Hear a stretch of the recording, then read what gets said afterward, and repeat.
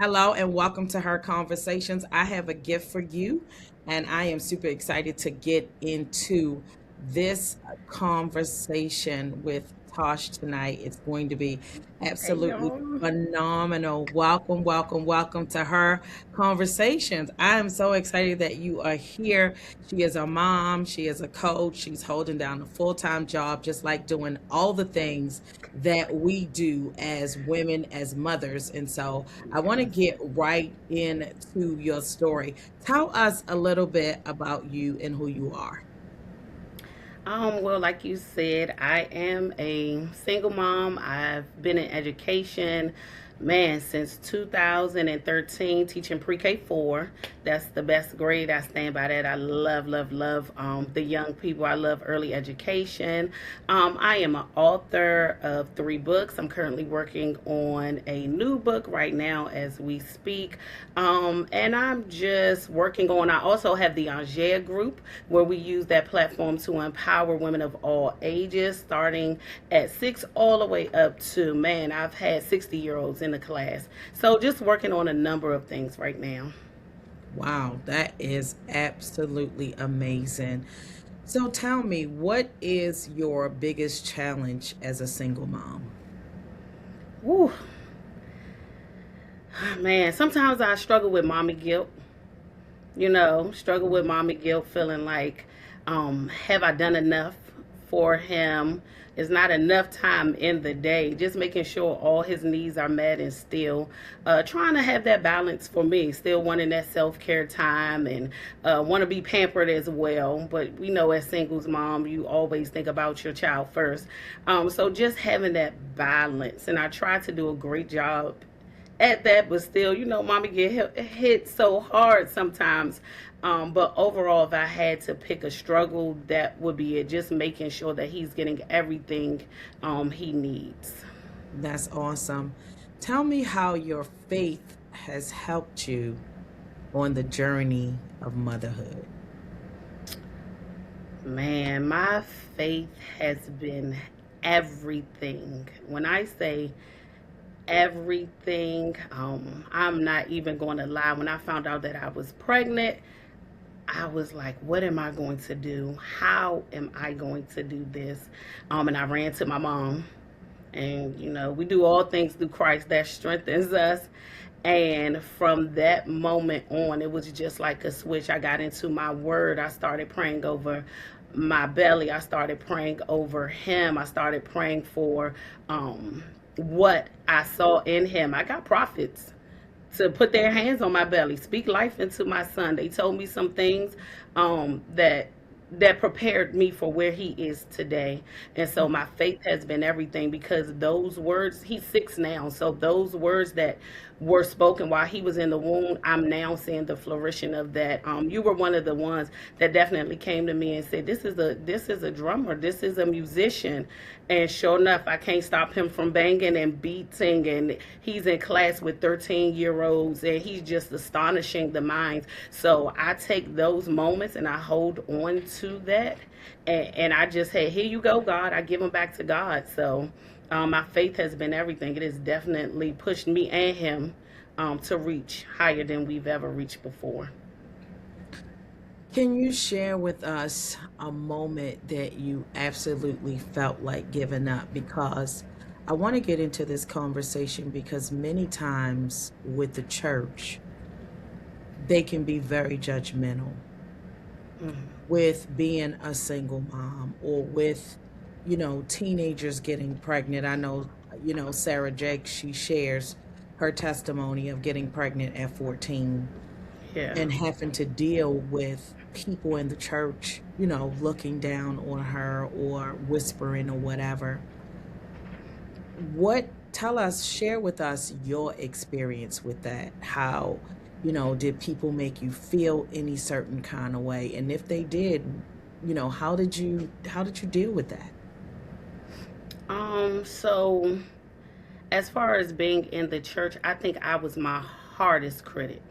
I didn't want to come around church people. I did not want to go to church. I did not want them to see my belly growing. I just felt, and being that I was the assistant pastor at the time of this happening, I just felt like I had let down so many people. And so I struggled with that guilt. I struggled with the grief of that.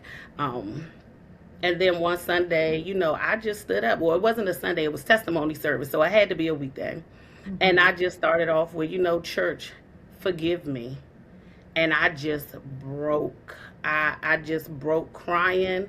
I felt like a failure. It was so much going through my mind. But at that time, I'll be honest and say, my church picked me up. My church picked me up. They came to me after that. They said, we all been there. A couple of mothers came to me.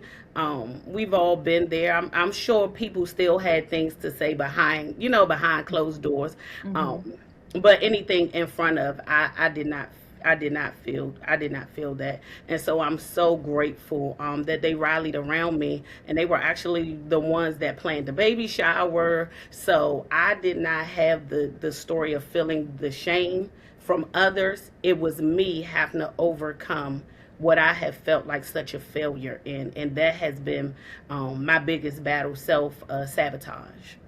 Well, kudos to your church, because many people don't have that same experience. Yes, And that's why I'm always telling people it's so important to make sure if you are going to church, find a place that is non judgmental and that has love. Because the absolutely. Bible says that all have come short and fallen.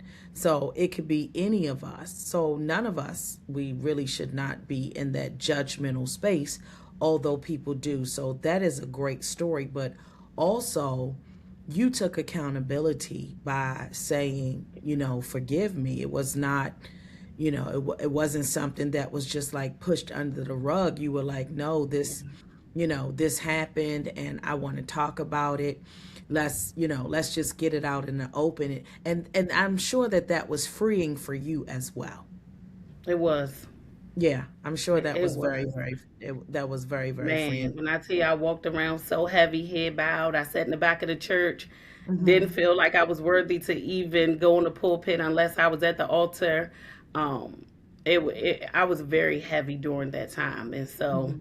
even when I stood up at the back of the church and Hmm. made my announcement. So that was a very difficult time just for me personally. Yeah, I'm sure it was. But I'm sure, like I said, it was also a relief. It was also healing because it was like, okay, this is over with and now we can move on Yes, and start, getting ready for the baby to come. And he is yes. absolutely amazing. We'll get to him. As a single mom, we do everything. We have bills to pay. We are trying to take care of the children, bring the groceries in. What would you say to another single mother right now who is having a hard time in this economy and trying to juggle everything? What would be your encouraging words for her right now? I would tell her, keep going, keep pushing. And a lot of times it may be considered pride, but don't let pride stand in the way. There were a number of days I had to ask for help. Like, can you please come just for one night? I had to lean on I had to lean on my village. I had to keep going. It was a struggle, but I had to get him ready. I lived on the third floor. Many don't know, but I after giving birth, they sent me home. Once they sent me home, I started to get sick. From that point of being sick, I went back to the hospital because I'm saying, wait, something's not right. They said, oh, well, you have a UTI. They sent me, gave me some medicine for that and sent me back home. Right after that, it nothing got better. I just Mm. got worse, worse. They sent me back to the hospital where I had a cyst, and I stayed in the hospital for almost a month. So I had a month where I did not bond with my son. Um, I was one step away from being septic. The odor in the room was so bad, doctors and nurses didn't want to come in.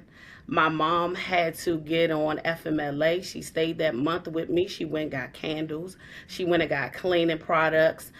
She had to nurse me back to health and pull on my faith once again, because I'm saying, God, what is this? My pregnancy was so good. I got over this hurdle, and now here I am. And they said it was an airborne infection. And it took me. I left the hospital with the wound vac. So I was down for a total of about 3 months just trying to recover from getting birth. So when I say keep going, sis, please keep going, because the enemy will use whatever avenue he can to get in there and stop you. But even at death's door, I was determined to live for my son.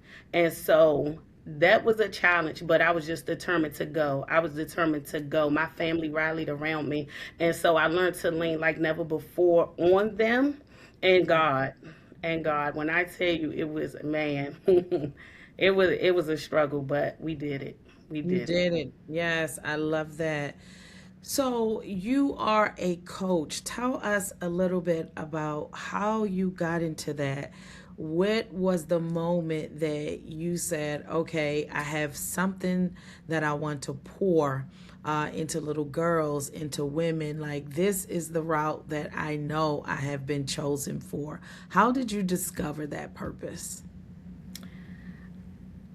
From early on, when I would be at any service, and this is to this day, if you're praying for the youth, if it's something going on, when I tell you my eyes are crying, my sisters always tell me, girl, you cry for the world. You crying for the nation, because I just always wanted young people to be blessed, having the story in the background, that I have growing up in the environment in the neighborhood that I did. That's a whole different topic, but just growing up and overcoming those hurdles.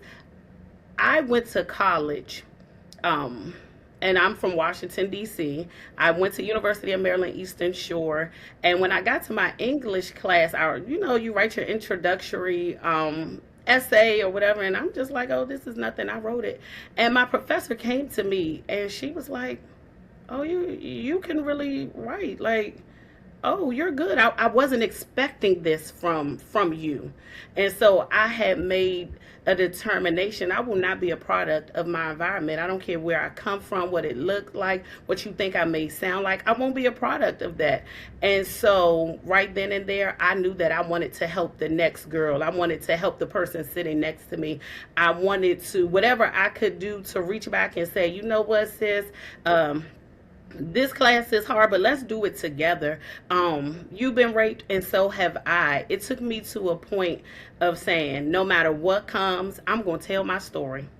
And when I got over the shame of being raped multiple times and growing up in the hood, and mice, around your feet and different things like that, and trying to figure out where money was going to come from. When I got over that hurdle, I made a determination right then and there that, you know what, if I could tell my story to help someone else, that's what I'm going to do. And so since then, I've just been telling my story to whoever will listen. I love that because we can make one or two choices. We can let life happen to us, or we can happen to life. And Wow, so that's you made a good. decision that, in spite of the rape, in spite of the poverty, in spite of the unlivable conditions, that I'm going to go to college and I'm going to do something with myself. And I want to share this story because if I can do it, certainly Certainly. anybody else can do it. So tell us a little bit about the programs that you have within your coaching business. So under the Angers group, we have Pretty in Pink, and that is for our little ladies, 6-year old to about 13-year old, where we just really, really push self confidence, that self esteem. I am beautiful no matter what. And that's kind of the theme throughout, because what I've noticed with working on the different ages, even up to adulthood, confidence and self esteem, being able to honestly look yourself in the mirror and say, you know what, I'm gorgeous. I deserve this. That goes over no matter what age you are, whether you are 4, 6, or 44, women of all ages, they struggle with that. So we have a Pretty in Pink that we do. Now we do Turbulence Talks, which I'm excited about. That has been our 6 month program where we meet once a month and we do things like boundaries, holding people accountable, man, holding yourself accountable. We also do a lot of mirror work where we look at ourselves in the mirror. We talk to ourselves. We take home a mirror. We create a mirror with nothing but affirmations. So we build those things. We also do a Jenga activity where we start tearing down things. Anything that does not look like me, sound like I wanted to sound, anything that does not represent the God on my life, we taking that out this puzzle. Baby, we ain't walking around with this no more. We're not doing that anymore. And so Turbulence Talks has been my baby right now. Turbulence Talks has been the baby, and that is for the older women. And it has just truly been a blessing. The testimonies are wonderful. That sounds absolutely amazing. I need to come to one of those workshops. I'm sure it is fun. It Yes, is enlightening. It is, and women are being healed. They're getting free, because they are pressing that delete button on everything that does not serve them or does not that's represent right. them and where they're going. I absolutely love that. Yes, And that's we what have we to get you to call. come. Please come. Yes, you have to give me the schedule and let me know what it is, and we'll see what we can do about that. Tell me where you get your resilience from. Ah, man, women. I just watch other women. I always say my mother, Prophetess Ramona Evans, I will always look at her and say, "You are the example for me." She is the example because she's balanced. She can be the prophet in my life when I need her to be, and then she can be the mother in my life that I need her to be. And through that, I do have a mentor, Rashida Celise Wilson. So I have mentors. I look up to you. I look up to the women that are around me, and I gleam. I actually see your highs and your lows. But one thing I never see y'all do is stop. Mm-mm. I never see you stop. And so because I don't see you stop, I say, you know what, I'm gonna keep going. And so that's literally what pushes me. I have a small group of women that I watch and that I just gleam after. I'm not one, and I don't speak against it, but I'm not one to go from conference to conference or place to place. I don't believe at eating at a lot of different tables. There's a table for me. And so Mhm. those women that I am connected to, that's where I sit at their feet. I sit at their feet. I serve. And that's how I get it. I get it through serving. If you need me to show up, I'm going to show up. If you need me to pray in or push or whatever you need me to do, I'm going to serve. And I think through my servanthood, God has just endowed something on me from each and every woman in my life. And I'm just grateful for that. I love that. What is one thing that people would be surprised to know about you? Man, surprised. I'm silly. A lot of people say that I am very funny. So I Hmm. think people might be surprised to see like a silly side of me because Hmm. normally they see me maybe leading in the front of the classroom or serving in ministry or being that mom. But if you come into my classroom, if you come to a workshop, man, I try to do so many hands-on activities and be a performer. So I think that's one thing that they might find out that I am definitely. I love to have a ball. I love to laugh. I love to be silly. I like to be silly. I like to put on a show. Okay. When we talk about self-care, and I think self-care is very, very important for every woman, especially a single mom.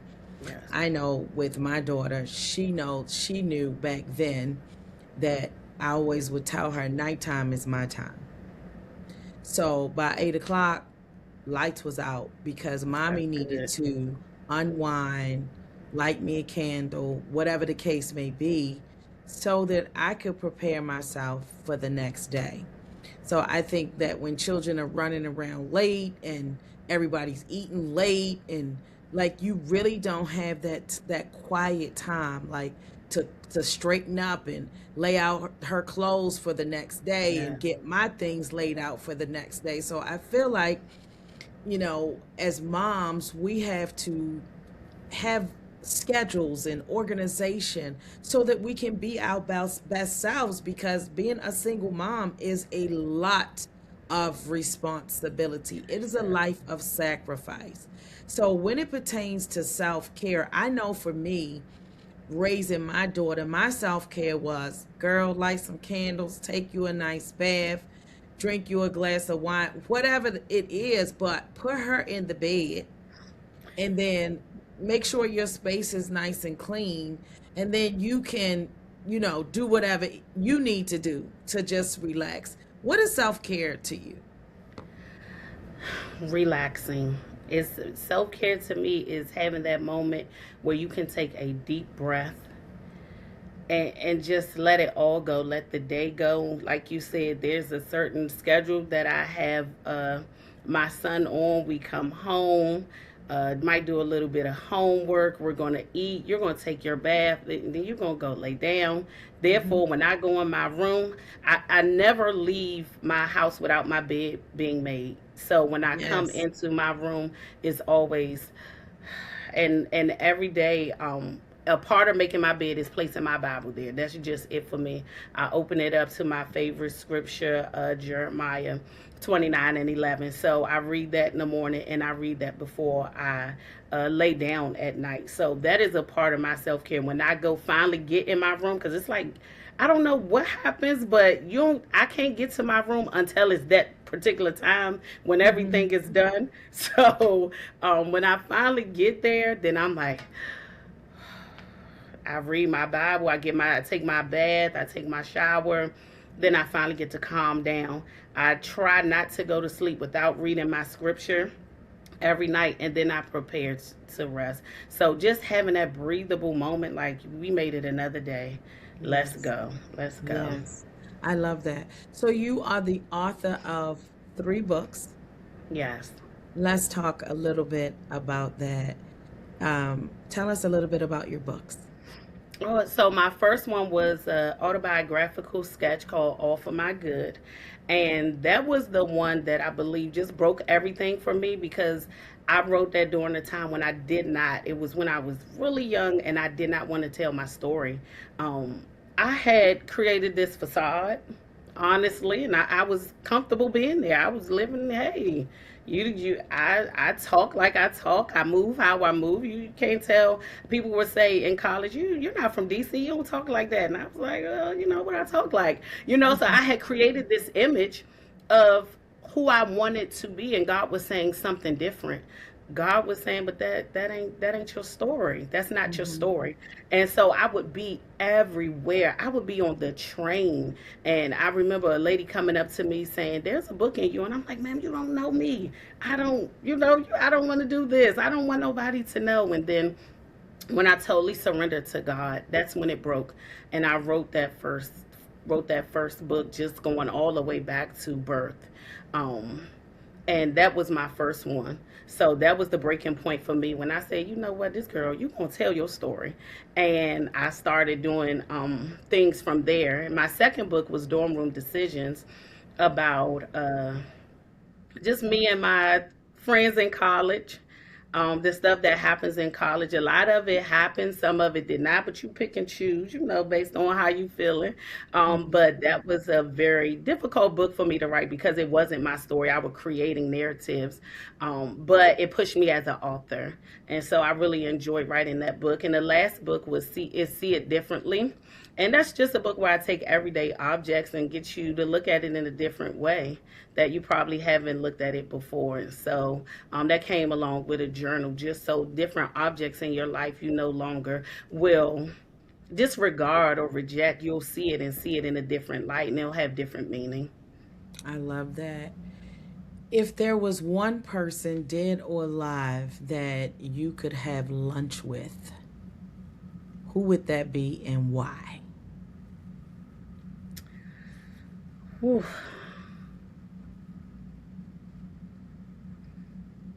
Hmm. If we're talking just from the standpoint of me being an author, I would say Nikki Giovanni. Um, I studied her work, going to school for English. I studied a lot of her work, read a lot of her books, just the imagery and the metaphors and things she used as an author. I've always admired that. So, even though I met her, there was not a conversation. So I would love to just pour into the writer and pick her brain about the writings that she's done for the years that she's done it. Wow. Awesome. I love her writing. She is brilliant. Yes. Absolutely brilliant. What projects are you excited about now? Like what gets you going about coaching? What makes you say, I want to do this? I'm so excited about this. You know what? Now I am doing my Talk Your Talk Tuesdays again. Okay. And so I am really excited behind that because I'm seeing the response that I'm getting from so many people. I'm one of my friends from middle school said, "Girl, you better talk your talk." She said, "This your pulpit." And I was like, "Hey girl, where have you been?"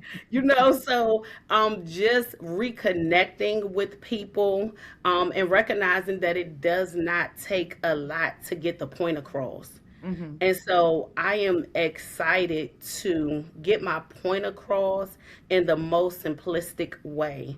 So that has been wonderful for me. Just taking my one word and just saying, God, what are you saying about this word? How can we use this word differently to motivate us or remind us what this word really means? And so I am excited about that project. And with that, I'm also working on a book, Talk Your Talk. And so it's going to hopefully um, put us in some conversations. And I tell personal stories, and then I ask a couple of questions about it that will lead you into a conversation. Just getting us to talk, with technology, YouTube, community. It's just so much going on that we're missing conversation. We're missing those open ended questions, not those yes and no questions, but what is really happening with you? How are you feeling regarding this? Not just yes and no, but really having that conversation that I honestly try to work on with my 4-year old. But there are some adults that really just say, well, yeah, no. But we really want to open back up. So that's what I'm excited about. I'm excited to get this book out and bring just authentic conversation back. Absolutely. That's why we have her Yes, conversations, as this is a exactly. platform for her to share her story, her way to be authentic with no judgment. So yes, Yes. yes, yes. We love that. Tell me what habits have contributed to your success.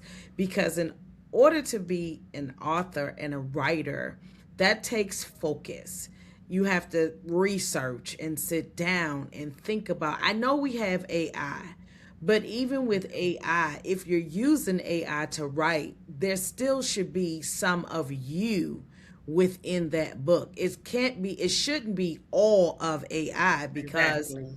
we need to hear your story. You need to put your fingerprint on it. So tell me, what are the habits that have contributed to your focus and your success? Man, my habits that have contributed. Just this time being consistent. Hmm. I carve out a particular time in my day. And just it also goes back to what you were saying about being that single mom.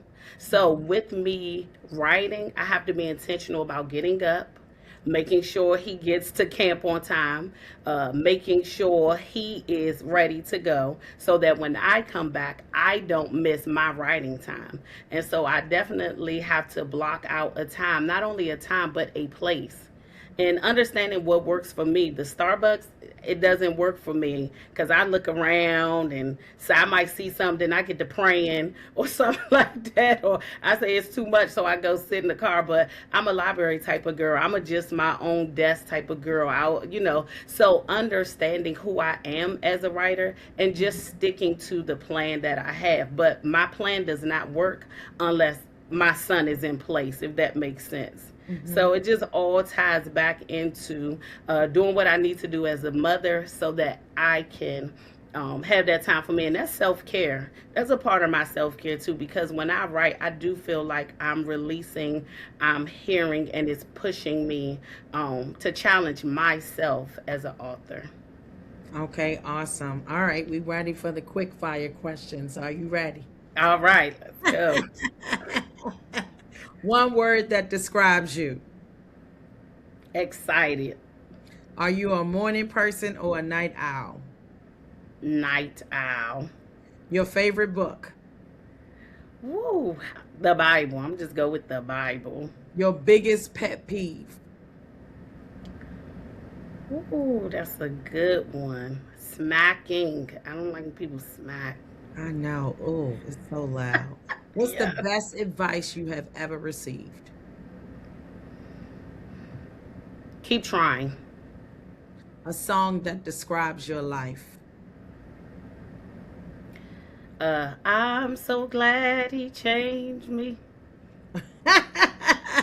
I like that. What's always in your purse? Always in my purse.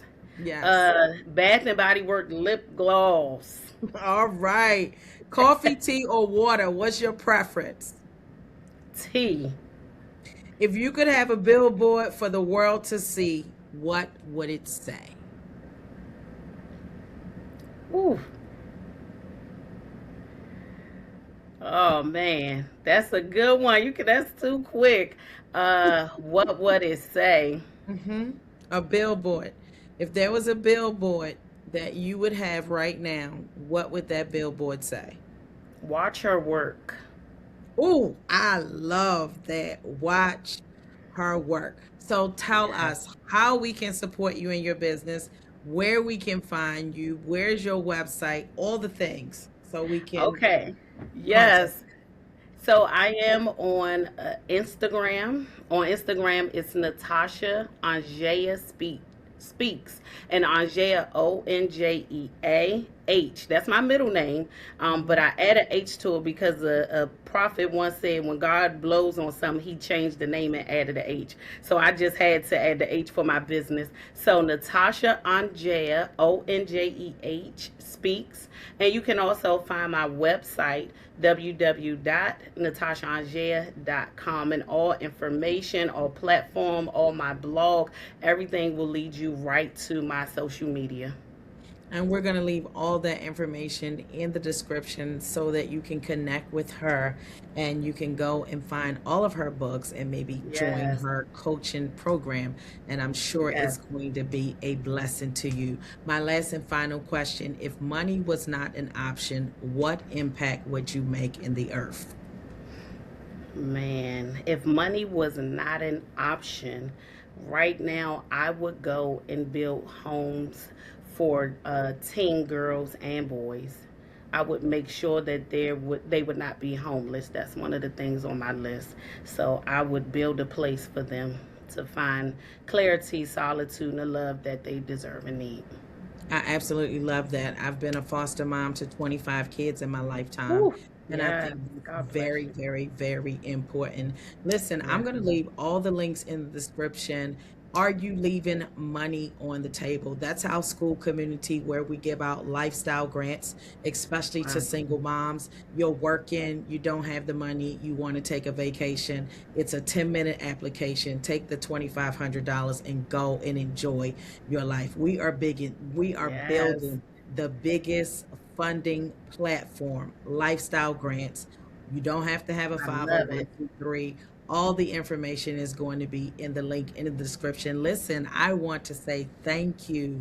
Thank you, Thank Tosh, for you. coming to her conversations and sharing your story with us, sharing all of the phenomenal things that you are doing and how you Thank are you. contributing Honored.